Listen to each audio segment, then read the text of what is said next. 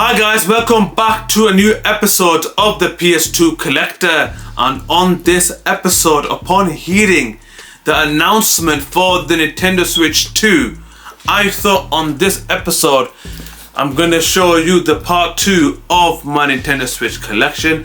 This might be the last year of this amazing and legendary console, and I'm going to share my games right now. Stay tuned, you do not want to miss this.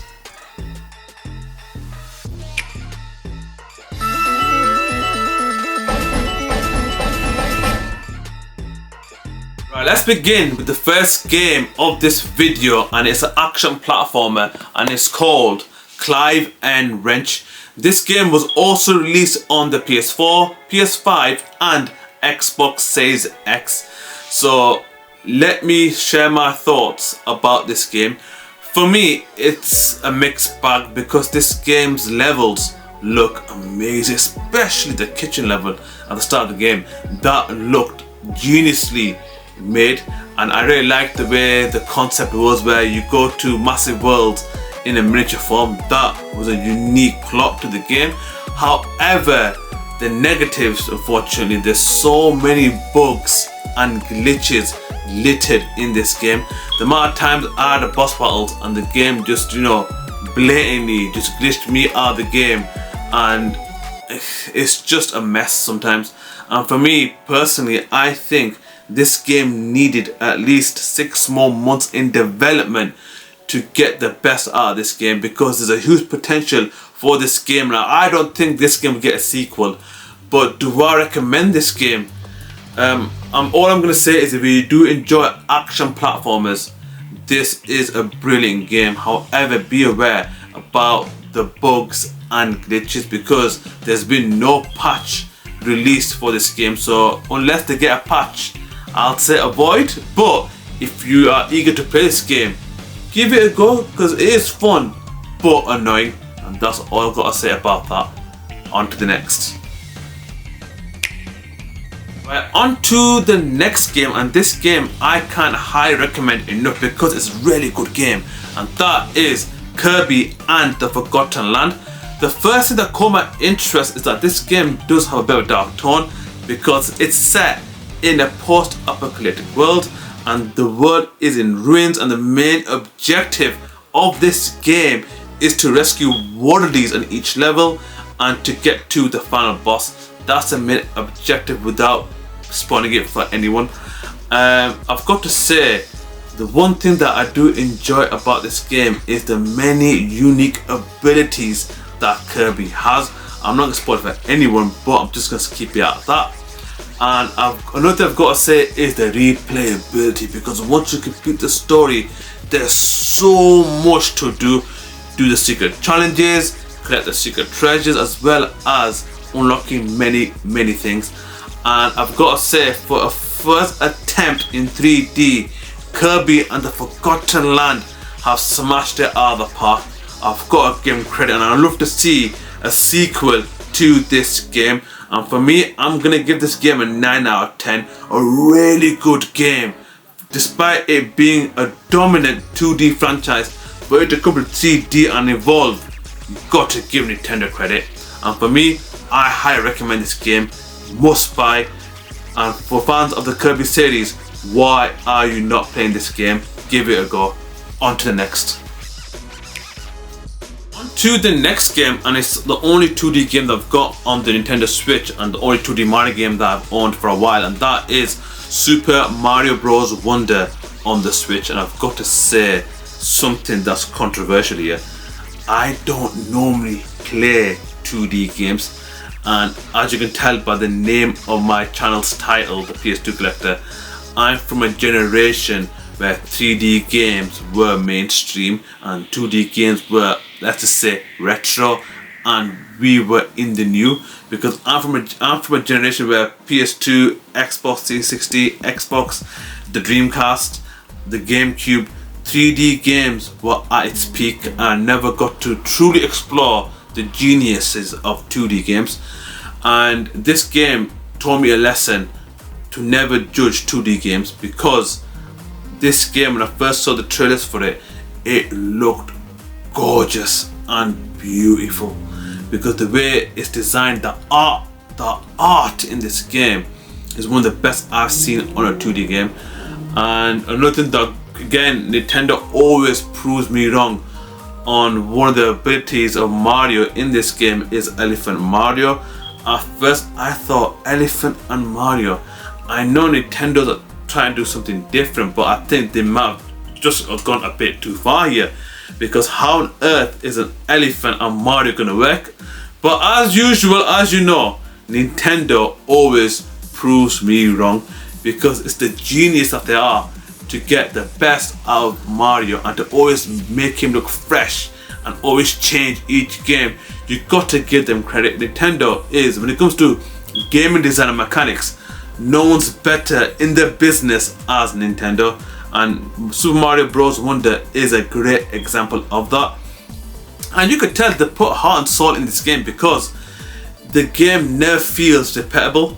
It's always different. Every level is designed differently. They took no shortcuts, and the pride and passion of Mario in this game, you can't commend Nintendo enough. I'm gonna give this game a 9 out of 10. I'm not gonna spoil it for anyone, but this game you do not want to miss out on. And if you do enjoy 2D Mario games, this game is definitely for you. But even if you're a fan of Mario games as a whole, especially including 3D ones, give this game a go, because you're gonna learn a lot about unique and well-designed 2D game, and possibly one of the best 2D games ever created. I'm gonna go that far. But yeah, if you've not played this game, give it a go. You do not want to miss out on this amazing masterpiece. Brilliant game. The next game is a remaster, and for me, I have a bittersweet feeling towards this game. It's not for everyone, but it's decided to be one of the greatest games of all time, and that is Metroid Prime Remastered. So I played this game about 22 years ago on the GameCube, and I've got to say, at the time when I was a kid, this game was really frustrating. And the main issue and the main commodity of this game is going back and forth. To get unique ability to unlock the next levels, on each level you must keep going back and forth to unlock abilities and to fight certain bosses. I find that quite annoying, but over time I got to understand about this unique element, because the developers wanted you to discover every inch of a level. So when it comes to exploration, this game is really good at that. And the first person shooter, I think this was the first ever Metroid Prime game to go FPS, and again they smashed out the park. This game looks visually, for its time, a really well designed and good looking game, and I can't wait to see what Metroid 4 has in store for us on the Nintendo Switch 2 once the trailer is revealed. I want to see how that game runs on that system. But if you're a huge fan of Metroid Prime, you've got to give this a go. If you've not played it before, I know there's another game, Metroid Dread, that's more 2D based, but if you do enjoy 3D Metroid Prime game, give this one a go. For me, it's not my cup of tea, but I have to get the remaster just to, you know, get the itch out of my back, because I've never completed this game, but now I have, and I'm glad I did it. But it was a bit annoying, because I know there's fans out there who do like the back and forth element of it, but for me, I like the basic concept where going through each levels without the need of going back. I always look forwards, but this game, it makes you open your mind. It looks out of the box. It makes you say, have I been there? Have I not been there? Do I need to go here? Have I already been there? Oh, where am I going now? Oh, so this game, you can get lost quite easily, and it does get a bit annoying. But this is how the Metroid Prime series has run for decades, and like I said, if the formula works, it works. For some people, it's their cup of tea. Some people don't like it, such as myself. But it is an amazing game for a first-person shooter. It is well designed, and you got to give them credit for that. And the enemies are unique on each, especially the snow enemies. But yeah, they were so tough to beat, but they got defeated nonetheless. And guys, I'm gonna give this game, in my personal opinion, 9 out of 10. I know for many this is the best Metroid Prime game. I won't argue with that. For me, I enjoyed Metroid Dread way more. I know, hate me all you want. Put in the comments if you disagree with that. But yeah, if you've not played Metroid Prime before, give this one a go, especially for it being the first ever 3D Metroid Prime. It allows the new generation to appreciate the origins of the Metroid Prime 3D series. So yeah, give this game a go. You do not want to miss out. On to the final game, and I've got to say this game is a blast to play, and that is Mario Kart 8 Deluxe. This game was originally released on the Switch, but it then got ported onto the Switch. The Switch version is the ultimate version of this game, which is called Mario Kart 8 Deluxe. And even in single player, there is fun to be had, but multiplayer, especially online, it takes this game to another level. The competitiveness on it online, the competitions online are ridiculous, and I fell out a lot of friends because of blue mushrooms in this game. Because sometimes, you know what, I'm thinking I'm gonna lose this, and we do have a rule, an unwritten rule, that you can't use the blue mushroom, but heck with it. If I want to win, I'm gonna use that blue mushroom, and I might blame NPC or a fellow online competitor. I'm not gonna take the blame. I want to win.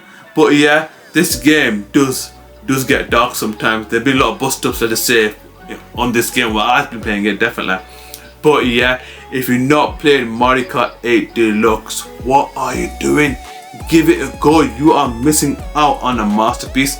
And upon looking at the Nintendo Switch 2 reveal, they did show the next game, the sequel to this game, Mario Kart 9. We will have to see in April. And that, my friends, is the final game in this video. I hope you enjoyed it. If you want to see more content like this, please subscribe. If you want to know when my videos come online, please click on the bell notification below. Anyways guys, until next time, and don't forget to subscribe. Take care guys.